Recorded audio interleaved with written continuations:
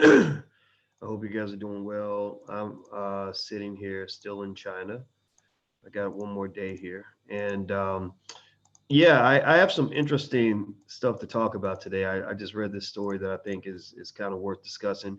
Believe it or not, I actually have some some thoughts on this issue, and I'll kind of run it by you guys and see what you think. While I do this, if you're just now coming in, make sure you hit the like button, the share button, the thumbs up button, and all that good stuff.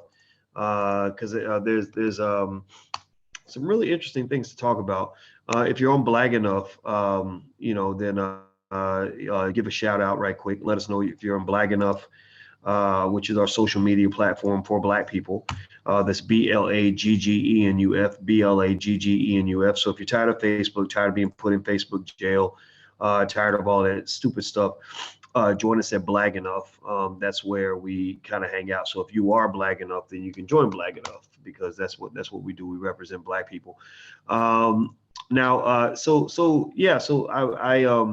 as you guys know, I've been on kind of a 10-day tour of China, and I am pretty much doing a powernomics tour of China. Kind of checking out the country to kind of see how things are done here. Just kind of see what cultural and sociological mechanisms are in place that have led to China becoming, one of the great economic superpowers of the world.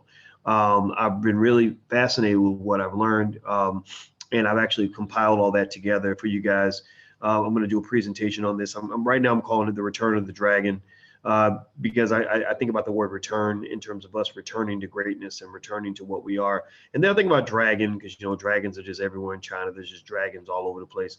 And really, one of the biggest things I figured out so far is that, there's a clear reason why China dominates everybody else. It's kind of like, why did the New England Patriots win so many Super Bowls? Well, it ain't because they're lucky. You have to run an organization a certain way to win a Super Bowl. And so basically, this has been a hell of a time.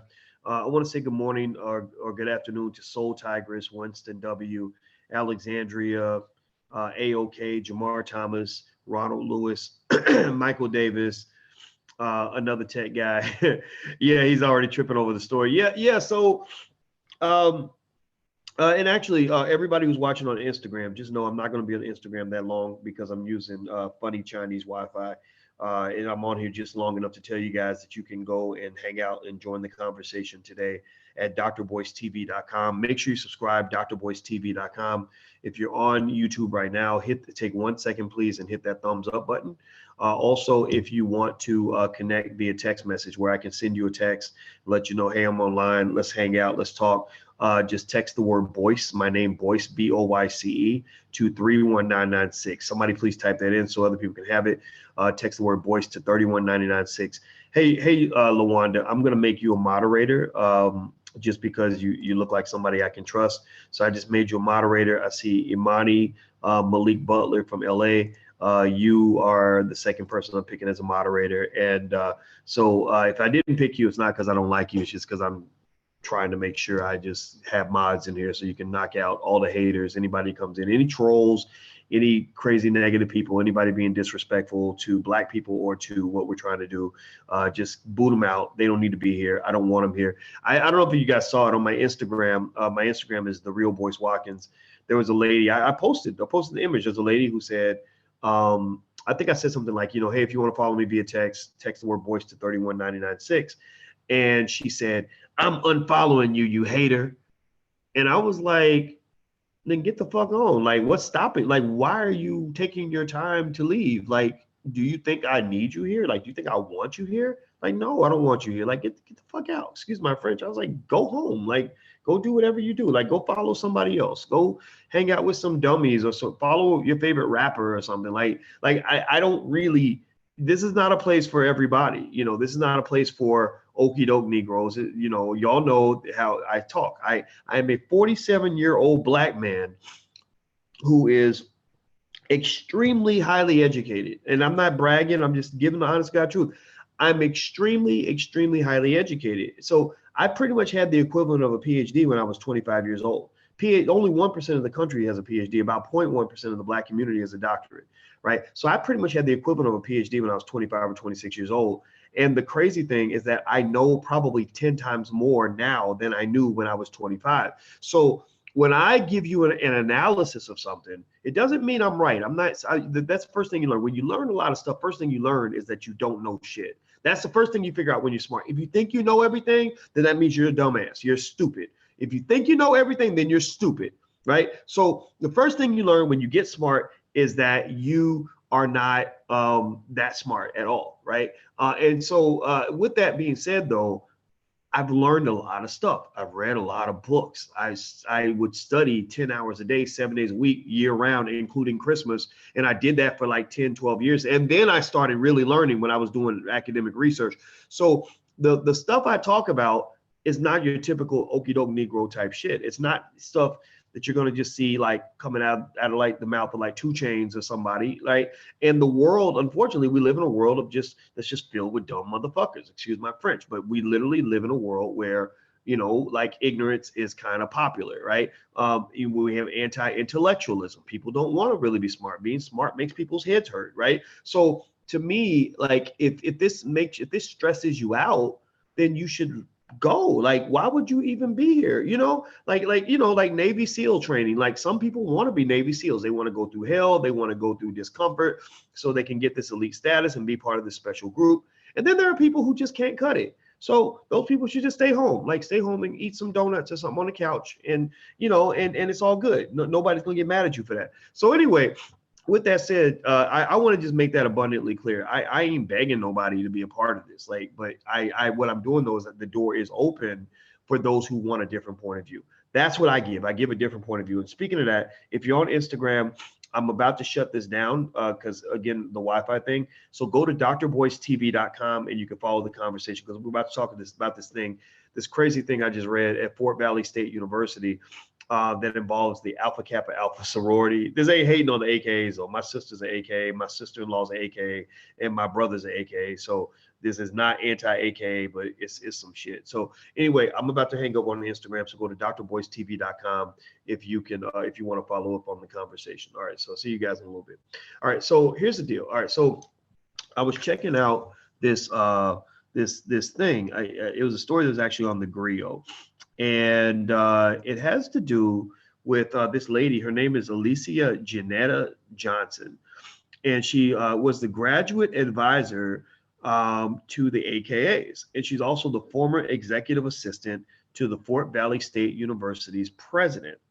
And basically, the cops are accusing her of running a prostitution ring. Like she was pimping hoes, basically. Just for lack of a better phrase, like that. Like I don't know. That's just crazy, right? Yeah, Iceberg Slim, apparently up in the school, at least according to these allegations. Now, again, innocent till proven guilty. I tend to be one of the few people on earth who still believes that. Most people do not. And so, so the truth is that we got to wait until everything kind of plays itself out. But the allegations are kind of heavy. And, it's kind of serious. So anyway, here's the thing. So I'm reading up on the story, and it's very it's very interesting in the sense that you're kind of like, man, I didn't know this kind of thing happens on campuses. I didn't know this thing would happen on any campus. But is it any more scandalous than like the fact that for example, at Columbia University, you had, some major kingpins, selling cocaine and heroin and stuff like that to the students. Is it any more scandalous than what I saw at Syracuse University, where damn near seemed like 30% of the students were alcoholics by the time they graduated? Is it any more scandalous than what you might see, on a lot of campuses? In fact, at the University of Kentucky, where I was, an undergrad, and I got my master's degree there, I remember specifically hearing about kind of a prostitution type situation going on that happened before I got there, where it wasn't like, it wasn't as organized as this one is alleged to have been. You kind of had just some women that just said, hey, I need tuition money and I'm gonna just use what I got to get what I need. And it got real, and they were selling ass and on campus, and people bought it, and it became an issue, right? So I think that, before we stigmatize the school, I think it's important to kind of talk about who's really at fault here, who's responsible for this layout, right? I don't look at it as something where it's like, oh my God, this is an abomination. People are having sex on campus. Newsflash, it happens every day, happens all the time. And also, if you really analyze it, and this is something I actually broke down a lot in my book, Financial Lovemaking, is that actually the trade of money for sex happens all the time in society. The difference is that it's typically very subtle.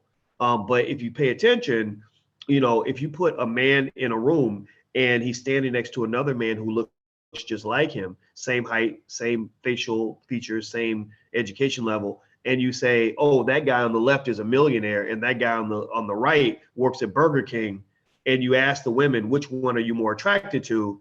They're gonna want the guy on the left who's the millionaire, right? They're gonna want, it doesn't make them gold diggers or bad people. It means that just from a simple biological standpoint, women are more attracted to men who have resources, right? So there's, everybody's on that paper chase, and the trade of sex for money happens a lot. Relationships for money happens a lot. Another example is, why do people get legally married instead of just making an agreement, just saying, hey, okay, I'm with you, you're with me, let's make a vow before God and let's keep the government out of it? Well, the reason they want the government in it is because that legal contract gives you financial security. That's why when the divorce happens, they say, okay, I'm taking my half and I'm gonna move on with my life, right? So the interaction between money and sex is something that happens all the time. What tends to occur, though, is that we get very skittish when it becomes explicit and blatant, when it really sort of brings to the surface the essence of who we really are, right? We don't want to think of ourselves as a pack of hoes, right? like we want to believe that love conquers all. Love has nothing to do with money. But you remember that song, "Ain't Nothing Going On But the Rent." You remember that? That's another example of the fact that money does matter when it comes to love and relationships. Remember, Beyonce had that song. Remember, can't pay my telephone bills, can't pay my automobiles. I don't think you do. So you and me are through, right? So basically, what is she saying? Like, she's basically saying, like, look, if you can't pay some bills up in this bitch, then you will get no pussy from me. You get no ass from me if you can't pay bills. And I didn't mean to put it so vulgarly, but I'm sorry. We're grown. We can talk this way. But so at the end of the day, I think anybody who's grown, who's mature, knows that there's usually some sort of interaction between money and love. I think that obviously, though, when it gets too blatant and too explicit, it makes us uncomfortable. And I think that's why it does make a little bit of sense to kind of regulate how we do that trade, right? But anyway, so here's what's going on with this Fort Valley State situation. So basically, according to the Atlanta Journal-Constitution, 7 people, including 2 former employees of Fort Valley State University, have been charged with running a sex and prostitution ring at the HBCU. The list of suspected clients includes a mortician who works part-time as a county commissioner, an assistant principal, a city manager, and a former university attorney. So basically, you have this thing that was going on. Give me 1 second, guys. I see my friends on Facebook. We lost them, so I'm gonna send them a note and let them know they can join it, where they can join us.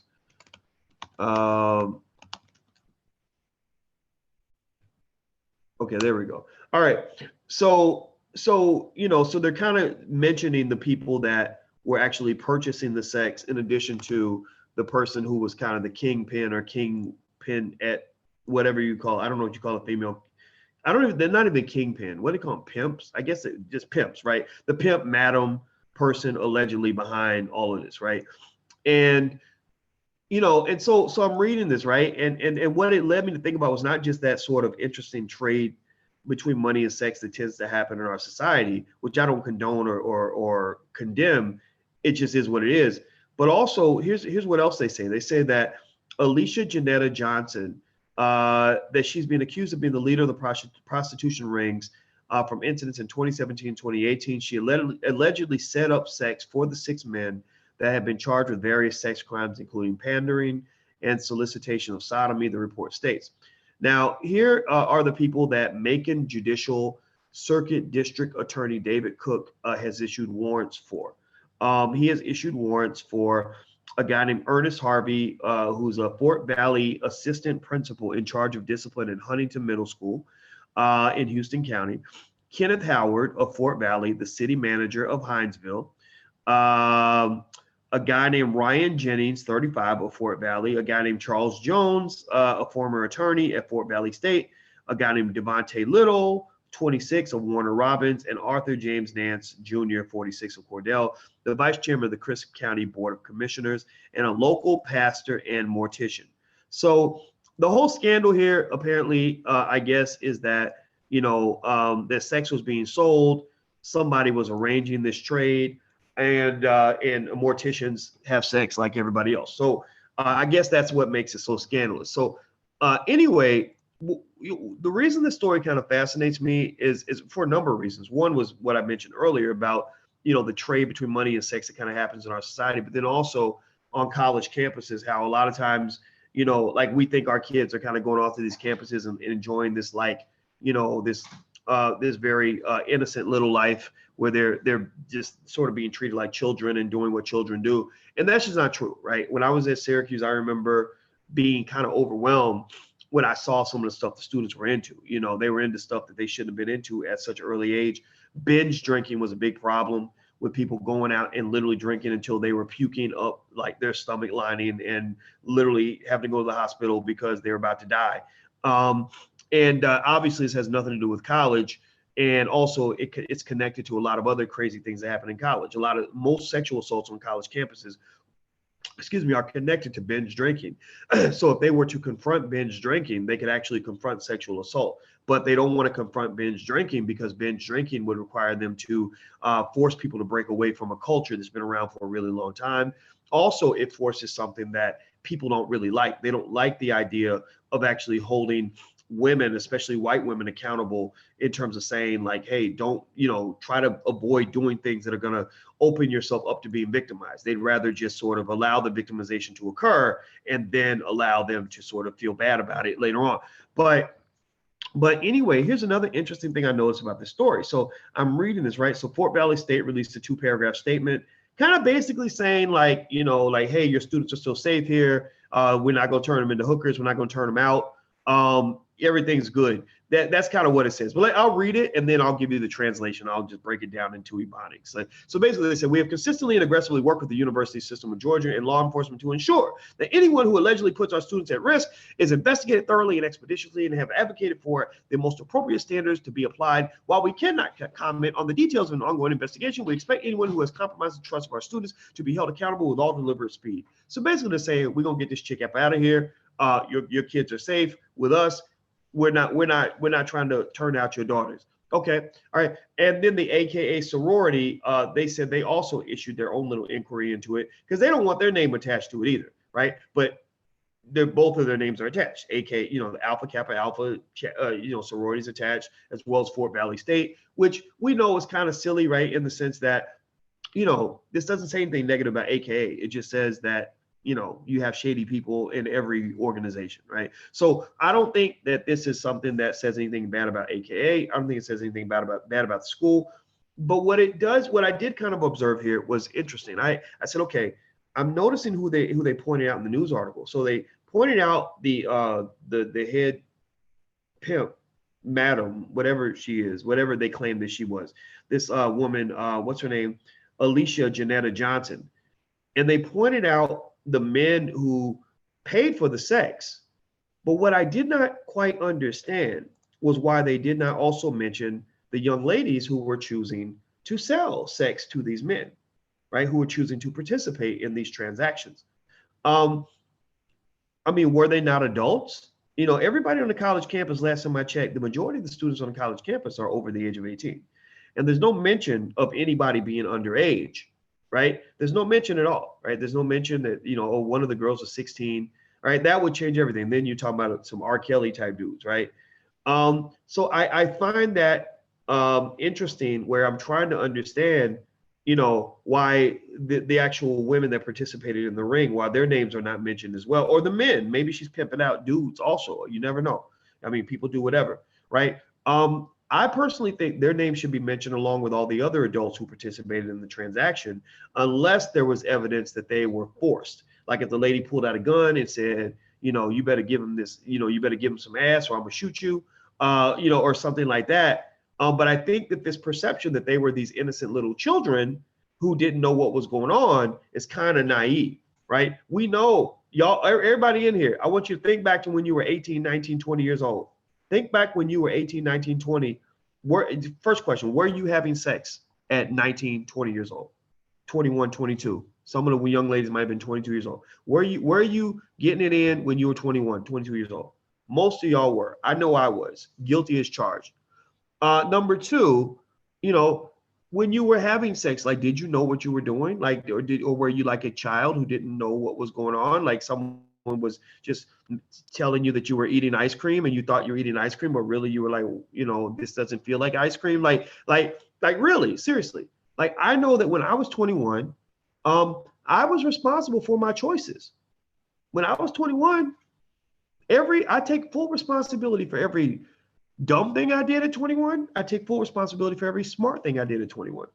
At 21, I did some dumb things. At 18, I had a baby when I was 18. That wasn't too smart. I take responsibility for that. When I was 18, I also made straight A's and planted seeds for a wonderful future, where I would receive benefits for the next 30 years. I take responsibility for that. So I don't think I don't like the way this story is written, where it's sort of like we're pointing the spotlight at the older adults as if these 21, 22-year-olds who were involved in the sex ring, who were probably getting money for sex, were not participants as well. Now, with that said, though, I'm going to sit here and question just the ethical implications of even making it a big deal in the first place, right? I will tell you my position on it is very, very, very basic. I don't see prostitution as a crime where there are victims. I just don't. I don't see. I mean, you could victimize yourself because you might get with a hooker that might rob you. You might get with somebody that's got a disease. Those are the practical reasons why prostitution is probably not a good idea. Not to mention, it's going to take your money. But if two adults decide that we want to get together and make a trade, who are we to say, oh, you're a bad person, or oh, you should go to jail for that?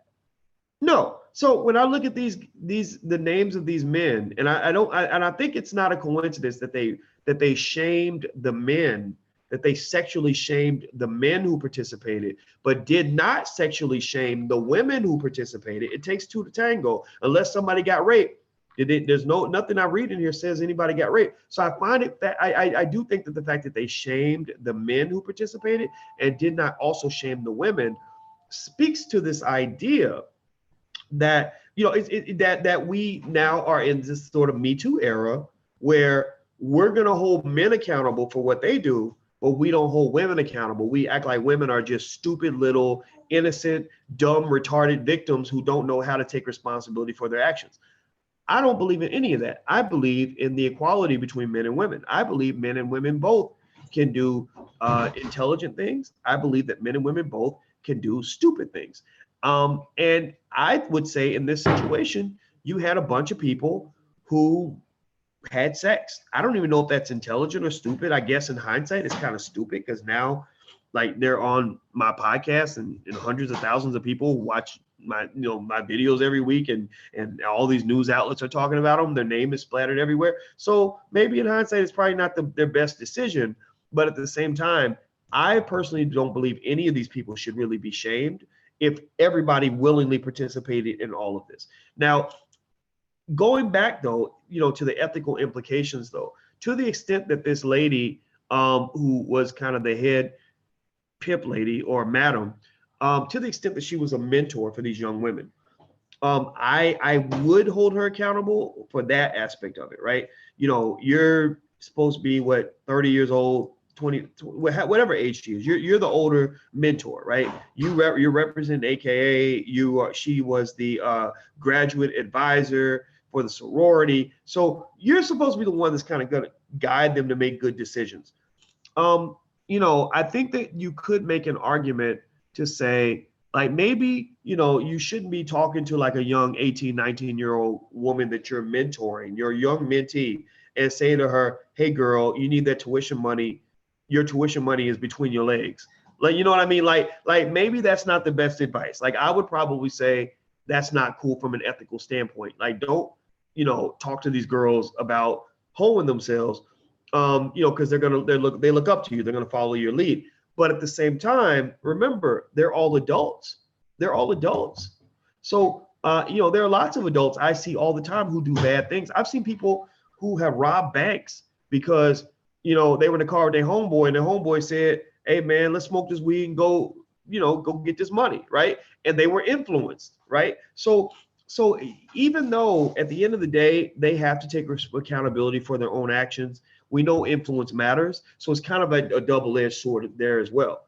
So what do y'all think? I mean, do you guys think that it should be made into a big deal? Do you think that the school should be ashamed? Do you think the school should even be responsible for what people are doing on their campus? That's another interesting thing too, right? Like, I don't really see how Fort Valley State can manage what people are doing on its campus all the time. Like, how do you control what people are doing in their private lives? Should you be held responsible? If you are running a business and two of your employees get together and one decides, I'm going to sell some ass to my coworker, what does that have to do with you? I mean, and the thing is, if you are going to be held accountable, then that would mean that you should also have the ability to force people to decide for them, who they're going to sleep with. And that would be a violation of their personal freedom, right? So the thing is, freedom must come with accountability, right? So if these kids are 18, 19, 20 years old, and they're adults technically, and they want the freedom of being an adult, then that must also come with the accountability of being an adult. So my argument is that if you're going to list the names of of the queen pin and they, or whatever, I keep calling them, what I'm talking about, the pimp. If you go list the name of the alleged pimp, you should list the name of the young ladies who were participating, who were actually giving the sex up. If you go list the names of the men who were having sex, these men were probably not having sex with themselves or with each other. They were having sex with somebody. So why is it that, that the men are being held up in this way, in this very embarrassing way, but you're not holding the women up? Why are you slut shaming the men, but not slut shaming the women, right? But again, that goes back to the question of whether or not slut shaming is even cool. Like, do we have the right to shame people for what they want to do sexually? We're not allowed to shame homosexuals for the fact that they want to sleep with men, right? You can't even talk about the Hollywood pedophile rings, right? They don't even talk about that. When they were going on about the Bill Cosby thing, but nobody talks about the pedophile ring in Hollywood, right? So my thought is, is why is it that we have this sort of imbalance? Well, it's funny. I'm asking the question, but I actually know the answer. I know the answer because the answer is basically that the Me Too movement is kind of like this interesting thing where the pendulum is really swinging in a whole different direction, where we're now not holding women accountable for anything and really holding men accountable for all that ails the world. And literally the logic, it seems, is anytime a woman does something stupid, it's because a man made her do it, right? So if a man and a woman both get drunk and they both have sex while they're both drunk, the man can be charged with rape. But last to my knowledge, I have never seen a woman ever charged in any of those situations. But y'all were fucking each other. Y'all were having sex with each other. So if he's charged with rape, then during consensual sex, and y'all were both drunk and you were having sex with him, why is she not being charged with rape too? Did y'all rape each other? Y'all were both drunk. You both participated in sex. How come one person is being charged and the other one is not? It doesn't make any sense. In fact, I found this website. My queen pointed this website out to me. By the way, actually, as I find this site, I want you guys to please hit the thumbs up button if you're on YouTube. Take 1 second and hit the thumbs up button on the video. And also make sure you hit the subscribe button. And also, if you want to join our League of Intelligent Black People, you can go to intelligentblackpeople.com. That's intelligentblackpeople.com. What I'm going to do in the League of Intelligent Black People, one thing I'm going to do for you guys is every month I'm going to give away one free VIP all access pass to the All Black National Convention. So every month I'm just going to pick somebody who's in the League of Intelligent Black People, and I will grab someone and you will get a free all access pass to the All Black National Convention. So you can go to intelligentblackpeople.com if you'd like to be a part of that group. It supports the channel, but it also gives you access to a ton of free stuff and free access and everything else. Intelligentblackpeople.com. So there's a website that I found today called makethemscared.com. Now, makethemscared.com is an interesting site.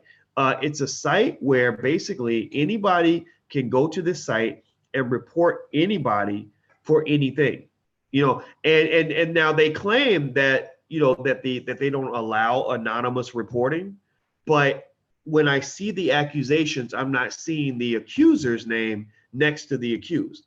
I'm looking at this site. So the site is makethemscared.com, and they said Make Them Scared is a communal wiki created in the University of Washington, Seattle area to give victims a voice and a place to expose the names of their sexual harassers and attackers. So it's not just for people that are accused of rape. It's for anybody that makes you uncomfortable, anybody that you feel has harassed you or upset you or disappointed you or made you angry, right? Which is a very dangerous spiral to go down, because literally I could say right now, Ashadia Coulter, you are harassing me because you just made a comment on my YouTube channel and I didn't ask you to make the comment, and it really hurt my feelings, and I think you're a predator, and I'm going to report your name to the authorities because you're a predator, you're stalking me, right? I can literally make that up. Like, you can't control somebody else's reaction to something that you do, somebody else's feelings.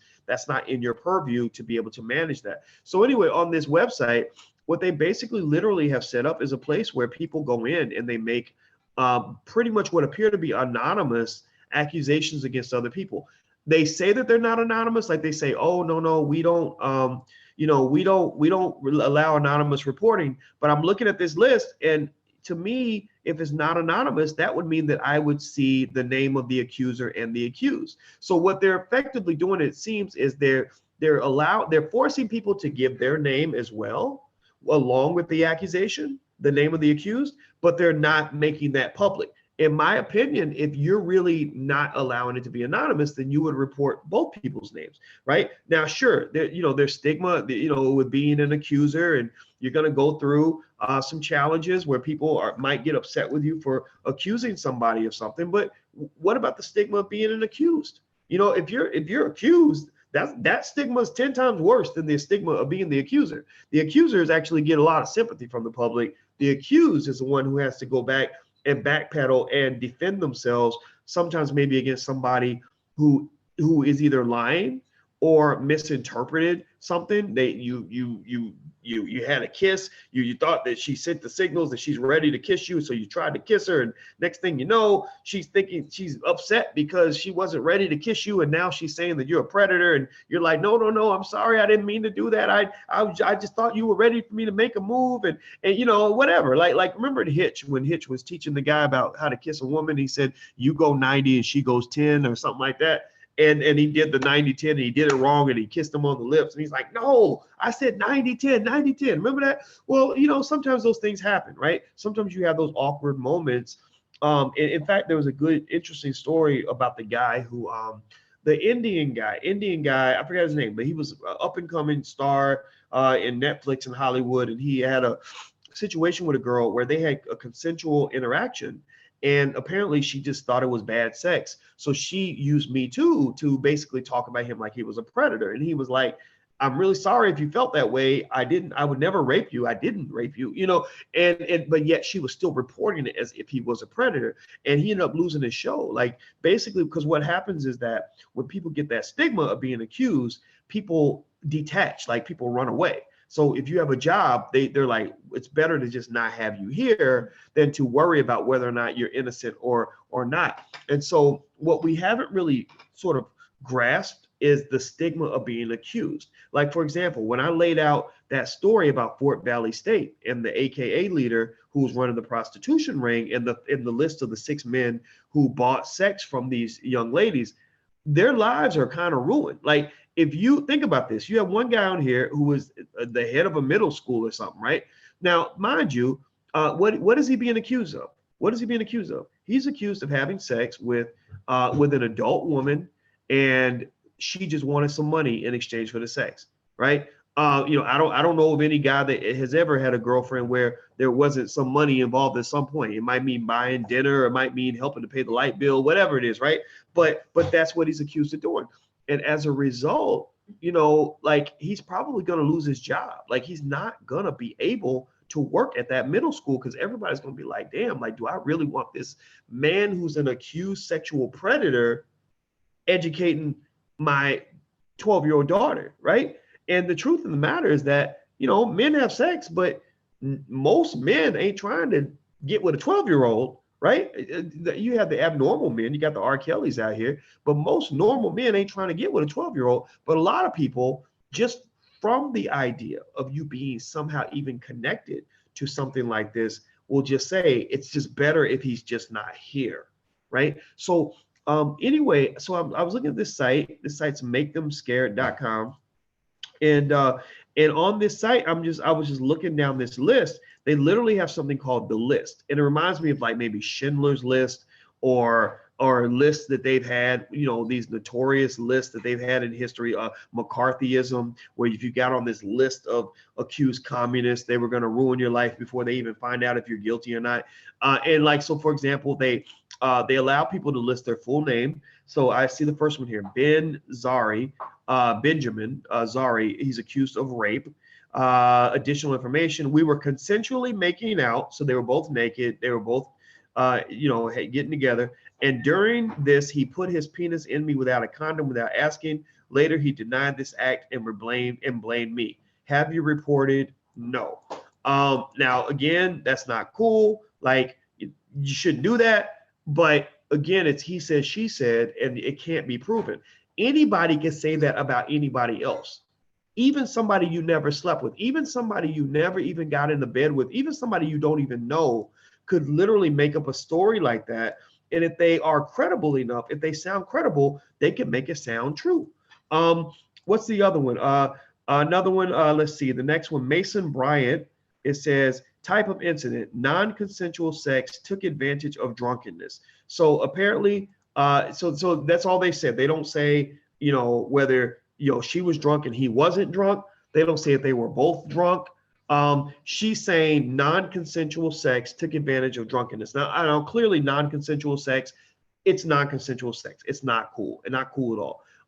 What's not being shared is, do they both agree that it was non-consensual? Do they both? Because remember that case with Nate Parker. Nate Parker, when that woman called him, remember he was accused of making the white girl kill herself 12 years later because she was so distressed over the fact that she got drunk and had sex with Nate and his friend. And she called him the next day. You don't remember this? She called him on the phone and was like trying to kind of trap him into saying something incriminating, right? Even though it was illegal to actually record a phone call against somebody's knowledge without someone knowing it. And he was like, actually, like, no, like, you participated. Like, there's video, like, you were active in all of this. Like, you were grabbing things and putting things in your mouth. And, like he was just kind of like, no, like, what are you talking about? And so, this idea that somebody could just take this guy's name, this Mason Bryant guy's name, and just put it up here and say it was non-consensual, he said consensual, he took advantage of my drunkenness. Again, if you were both drunk and you both had sex, then someone could easily say you were taking advantage of his drunkenness.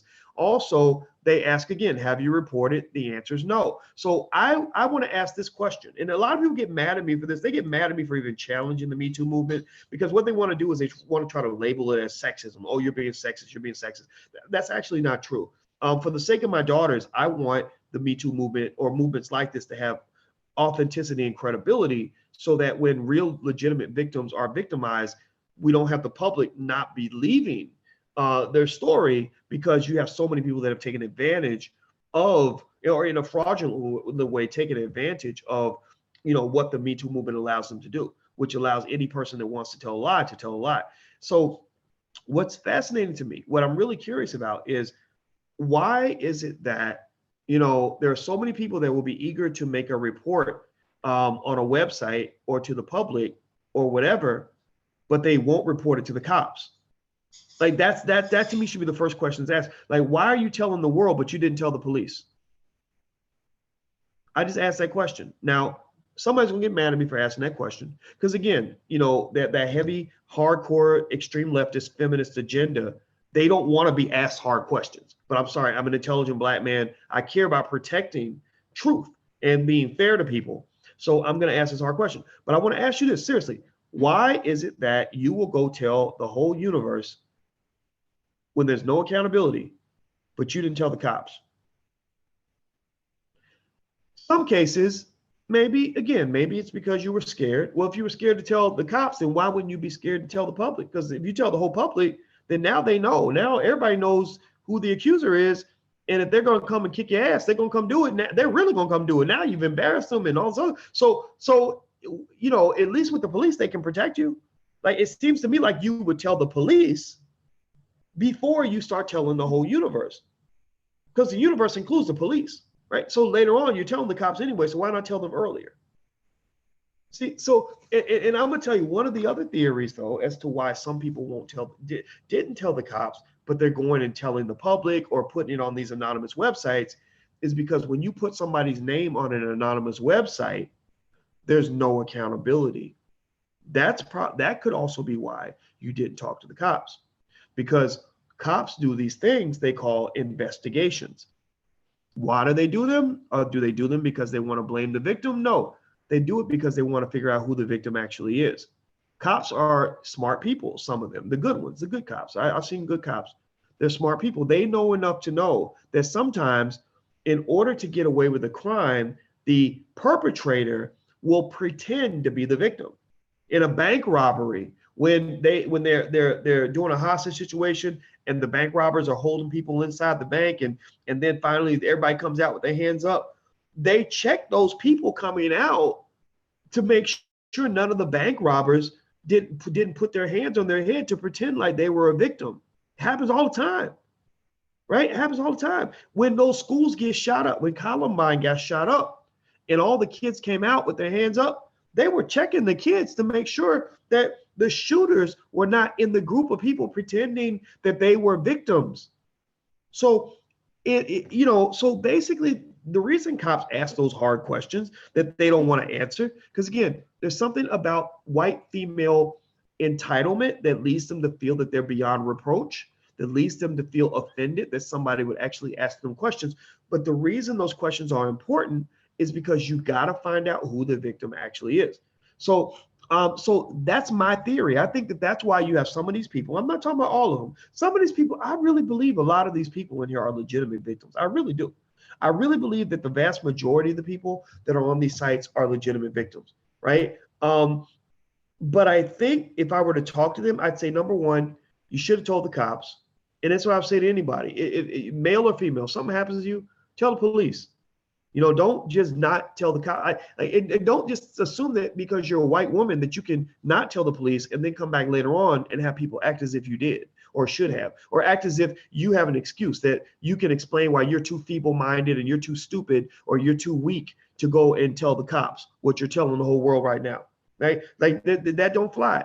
As a Black man, I cannot do that. I cannot be a victim of a crime, and then not report that crime, and then 20 years later talk about it and expect you to go back and retroactively go after the person I'm accusing with no proof, no evidence, no nothing, or whatever. Like that's insane to me. And the reason I press this issue is because I care about those men that are going to prison because they've been falsely accused. And I'm deeply offended by those people who will say something as retarded as, as well, these happen, these false accusations are very rare. So you're saying that just because it's rare, we shouldn't care? Is that what you're saying to me? Right? I mean, like being violently raped is rare, But that doesn't mean I'm going to say that rape doesn't matter. I'm talking about violently rape, like somebody pulling out a knife or a gun or whatever. Like, I would never act like that doesn't matter just because it's rare, right? School shootings are rare, but we care about school shootings. Right? There's a lot of things that are rare that we care about. So the idea that it's rare should not lead you to not care about those who've been affected. So just because it's rare, don't mean we don't care. And the reality is that all throughout history for 400 years, Black men have been the number one victims of false accusations. They have been castrated because a white woman said somebody touched her booty. They have been hung from trees because a white woman said he whistled at me. They have been shot in the head because a white woman said he looked at me like he wanted to have sex with me, right? So don't you tell me for 1 second that it doesn't matter. Tell me that it matters enough that you're at least going to make sure that you check into accusations before you ruin somebody's life. Now, with that said, let me stop and ask everybody, please do what Mimi Doll's asking you to do. Please take a second and hit the thumbs up button on the video. Make sure you subscribe if you haven't subscribed. Also, follow. You can connect via text. Take a second to do that. Connect via text to 31996. Just text my name Boyce to the number 31996. Just BOYCE to 31996. Also, if you want to join the League of Intelligent Black People, you can go to intelligentblackpeople.com. That's intelligentblackpeople.com. Now let me see here. Okay, Connie says get that on a t-shirt. Just because it's rare, that doesn't mean we don't care. That's funny. The No Way Out podcast. Fact check these accusers. Okay, I'm gonna check out the No Way Out podcast. Tell people how they can follow you, man. Like, everybody support the No Way Out podcast. I don't know you, brother, but I want to see you win. Or is that a sister? I think that's a sister. Yeah, that's a sister. I'm sorry, but I think it's a sister. All right. So I'm looking at some of your comments here. They don't tell because of fear, and if recorded, they are not telling. Yeah, and I'm really curious to see what you guys think. What do you guys think about this Fort Valley State thing? Like, do you think, as you know, this lady was accused of pimping students, and the students, got money for sex, and she took her cut, and the students got their cut, and they were selling sex to these men. What do you think? I mean, I could probably see her probably saying to them, like, look, you out here hoeing anyway, you're out here having sex. Like, college students have just so you guys know, the STD infection rate on college campuses is 3 times higher than the general population. The STD rate on HBCU campuses is off the chain, like off the chain. So people are already having a lot of sex. So I'm wondering if she just told them, like, look, you're going to be out here doing it anyway. You might as well get your tuition paid in the process.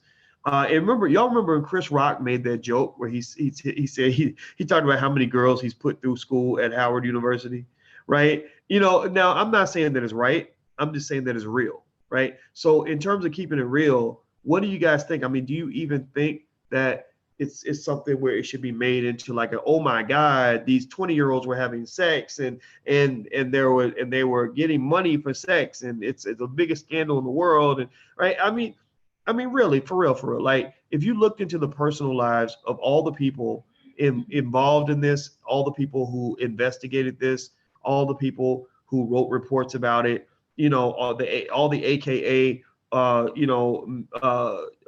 members who worried about it, you know what I mean? Like, I'm sure if you looked into their personal lives, like, imagine if somebody took a microscope and put it on your life. So you're the head of the National AKA organization, or you're on their executive board, and you're like, oh my goodness, how do we get away from this scandal, this idea that AKAs were having sex? Like if you put a microscope on any of their lives, I'm willing to bet you $10 million that all of them got some scandalous shit in their background. Let me tell you, I remember when I was on campus, there was the craziest sex scandal going on with the AKAs, where a girl, I'm not even going to talk about it because I got too many friends that are watching, but it was crazy. I'll just say it was crazy. It involved a baby, and nobody knew whose baby it was, and it was just a mess, right? And so it, it's like, okay, on one hand you could say, like, oh my God, y'all such hoes, you're such terrible people. But maybe you could just say, you know what, sex is natural. Like people have sex.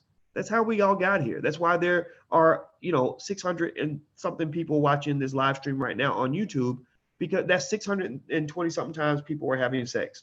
So, I kind of think sometimes by making a big deal out of it, we kind of make a big deal out of it, meaning that, you know, because we somehow want to act like we're different from what we really are, what God made us out to be, we end up looking silly and constantly caught in these contradictions and everything else, right? So I'm gonna tell you like this: if you really analyze male-female relationships, the money for sex trade happens all the time, every day. Ain't no man, if any man out here watching, any man who's giving advice to a young dude about how to get a woman's attention, money's going to be involved in there somewhere, right? If you want to be attractive to women, go out here and be successful. The women naturally are attracted to success and power and wealth and all these other things, and it doesn't make them gold diggers. It doesn't make them bad people. I think that what does have to be considered, though, is money cannot be the driving force behind the relationship unless you both know what it is. If you both know what it is, like if you both know, like, look, she's only with him. This supermodel's only dating this man because he's a billionaire. This billionaire is only dating this supermodel because she's hot. As long as they both understand that, I honestly think that some of those relationships are the best relationships I've ever seen, because it's clear. It's a lot, almost like employer-employee. Like as long as you keep, provide me money to buy Gucci and Prada and all that stuff, I'll be on your arm and I'll be looking good and I'll give you all the attention that you need. Some people think that's bad. I think it's bad if you're not happy, but if you're happy, I'm happy for you. If you're happy, I'm happy for you. Some people want simple relationships. Some people don't want a relationship that's all muddy and cloudy and confusing, and where they don't know exactly what the person wants or what they need changes from time to time, right? Like, I mean, sometimes it's easiest if it's like, okay, you need me to do this, well, I need you to do that. So if you do that, then I'll do this, and then everything's good, right? So I don't condemn these people. I do think, just for practical reasons, you should be careful with this kind of thing. I think, again, prostitutes can bring a lot of other, seedy elements. You're talking about the chance of getting robbed. You're talking about STDs. You're talking about, and then you're also talking about the public humiliation, like when you're caught. So that's why I advise guys, like, don't mess with it, like don't even do it. But at the same time, I think people should have the relationships they want to have. In fact, I think that the reason that the divorce rate is so high and the reason that the unhappiness rate is so high is because people aren't doing what they want to do. They're kind of trying to fit into a box that other people have told them to fit into. So I say, find your own box and fit yourself into that box, and don't apologize for that shit. Don't apologize for it. If you're a woman or a man and you need to get your rent paid and you want somebody that can help you pay the rent, I don't think there's anything wrong with saying that. I know I have a friend from Africa who is from a wealthy family. And one thing she says to me straight up, she says, I do not want to be with a broke man. I do not want to be with a man who can't help me pay the bills. If you can't pay the bills, then do not talk to me. And she straight up, she said, she's like, I don't understand why American women won't just say that. She said, that's what we do. That's what we do where I'm from, in her part of Africa. She said, we're just like, no, like ain't nothing going on but the rent. Like you pay the rent, then you might have a shot. And if you think about it, I mean, how many times do you see men that won't talk to a woman unless she's attractive, right?